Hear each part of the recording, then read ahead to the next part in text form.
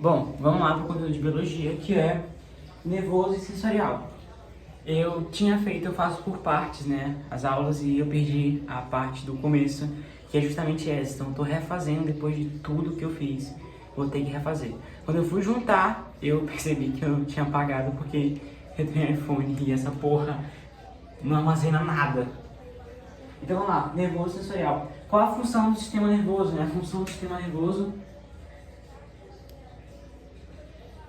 é comanda os movimentos e os sentimentos. Exemplo, o movimento do nosso corpo e os sentidos. É tudo isso que o sistema nervoso ele é responsável, é a função dele, beleza? Também existe o tecido nervoso, que é aquele que forma órgãos como o encéfalo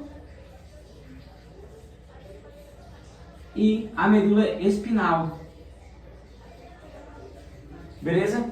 Existem duas células do sistema nervoso: os neurônios e as células de glia, que são os gliócitos. Os neurônios, eles transmitem.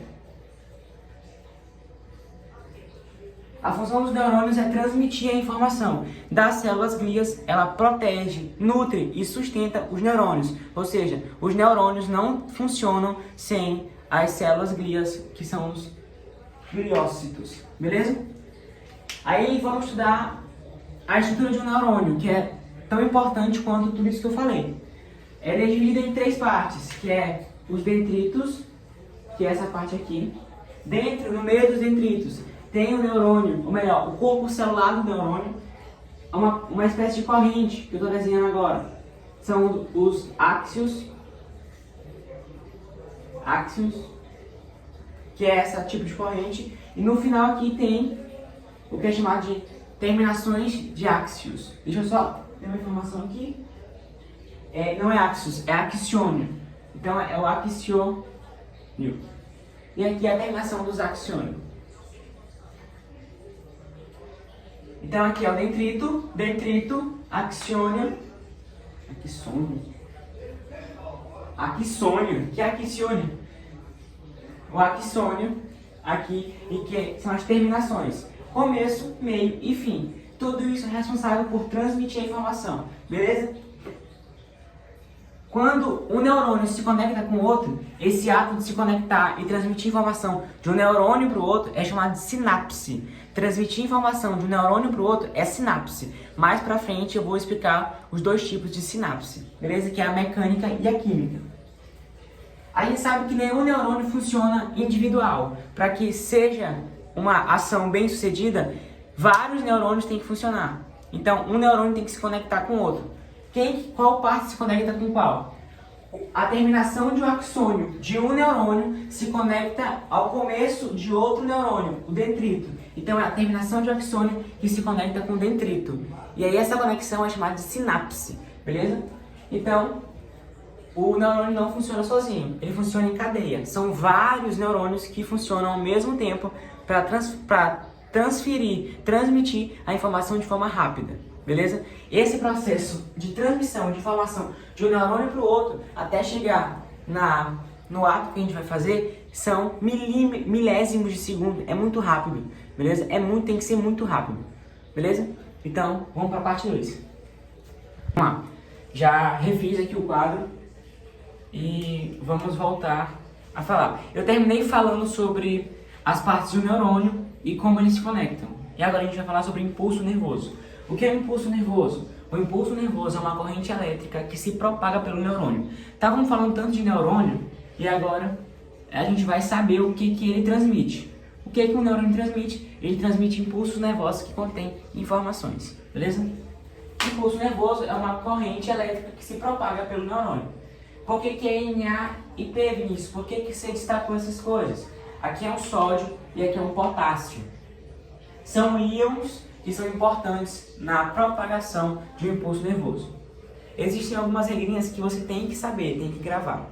Quando esse impulso vai ser transmitido, para facilitar a propagação dele, tem que ter maior concentração de sódio fora da membrana e maior concentração de potássio dentro. Ou seja, isso aqui tem que ser concentrado fora e esse aqui tem que ser concentrado dentro. Beleza? Quando começa esse processo de propagação de um impulso, o pouco sódio que está dentro tem que sair e o pouco potássio que está fora tem que entrar, para aumentar a concentração de potássio dentro da membrana e para aumentar a concentração de potássio fora. Isso facilita a transmissão do impulso nervoso. Beleza? Acabou a transmissão, não tem mais impulso nervoso para ser propagado, reinicia o ciclo. O que entrou sai e o que saiu volta para dentro da membrana. Beleza? Existem duas partes do sistema nervoso, que é o sistema central e o sistema periférico. Vamos focar um pouquinho no sistema central agora, porque é um pouquinho mais complexo e é ele que produz a informação que vai ser transmitida. Beleza? Ele é composto de dois órgãos, o encéfalo e a medula espinal. Dois órgãos, o encéfalo e a medula espinal. O encéfalo, ele processa a informação. Exemplo, eu vou tocar em alguma coisa. Toquei. A sensação daqui vai ser transmitida, vai ser recebida para cá, vai chegar no encéfalo, que vai processar essa informação e vai reenviar uma resposta se necessário. Beleza? Exemplo, uma panela quente. Eu vou tocar na panela, vai passar a sensação daqui para o meu encéfalo, que vai processar essa informação, e como eu preciso tirar essa mão, senão vai queimar a minha pele, ele envia uma resposta, ou seja, o encéfalo que é responsável por isso. Beleza? Ele é protegido por osso, tanto o encéfalo como a medula espinal. Por quê? Porque como são órgãos responsáveis pelo processamento da informação e criação de respostas, são estruturas importantíssimas, muito importantes, talvez as mais importantes do teu corpo, para que tu tenha um bom funcionamento dele. Então, por isso que a necessidade de ser protegida por ossos, para evitar algum baque que acabe ferindo o encéfalo ou a medula espinal. Beleza? Que aí te deixa tetraplégico, que te impede de passar informações para o teu corpo. Beleza?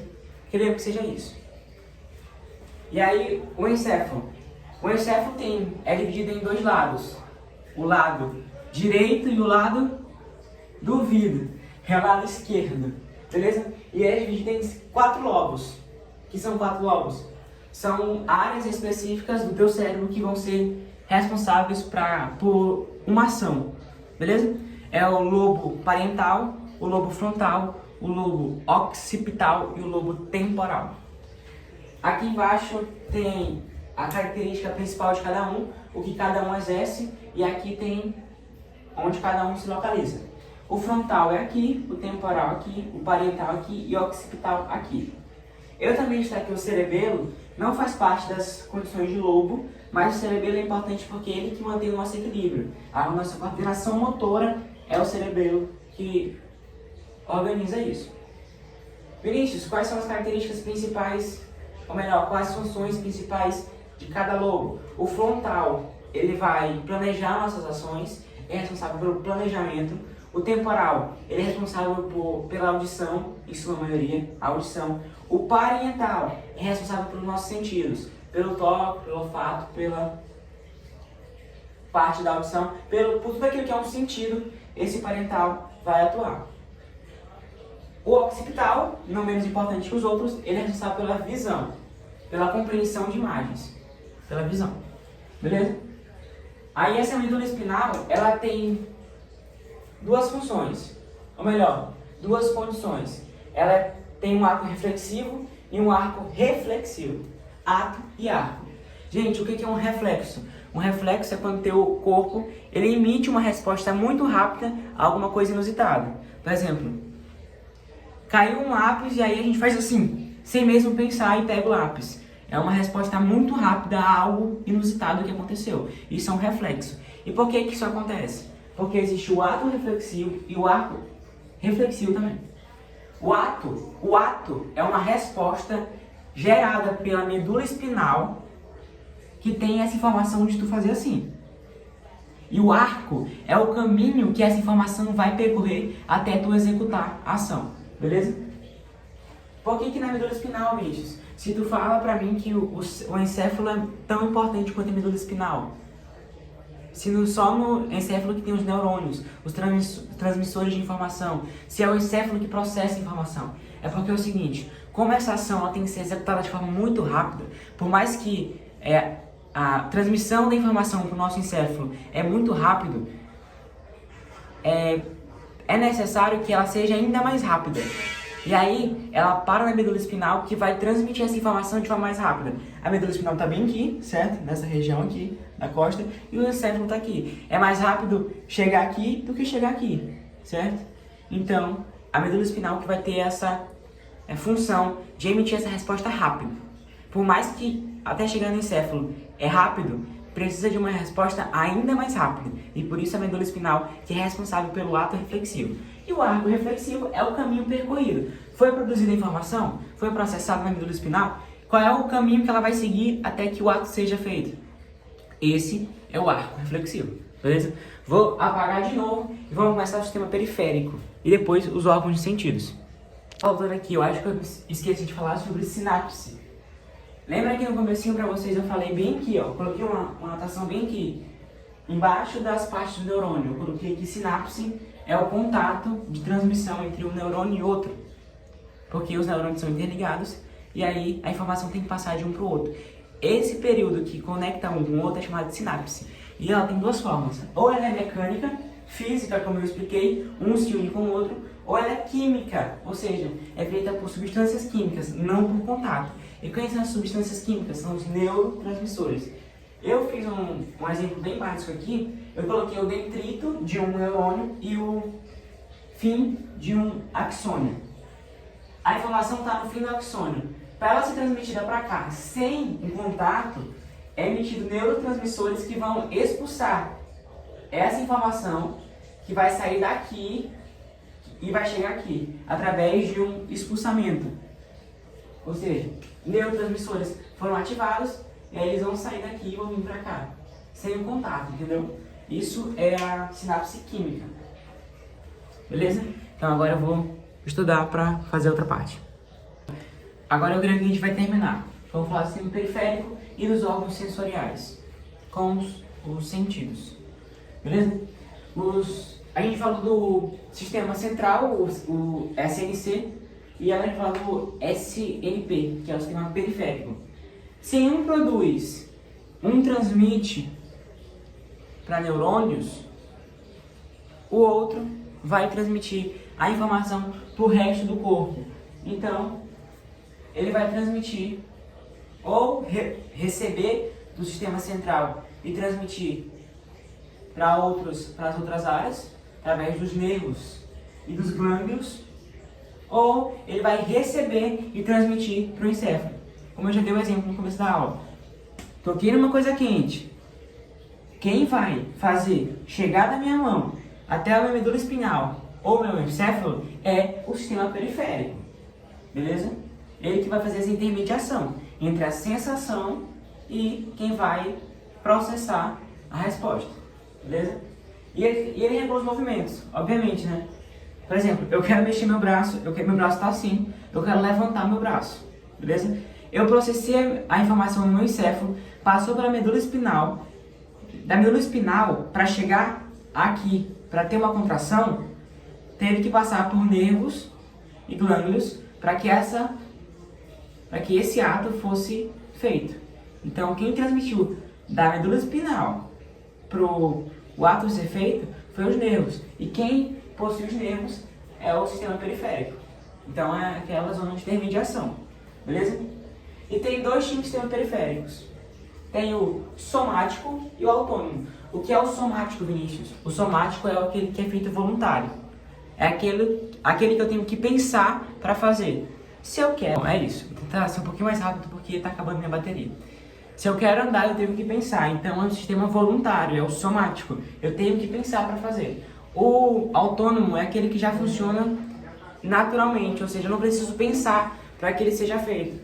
É o exemplo do batimento cardíaco, da produção da insulina, produção do suco gástrico. Não precisa.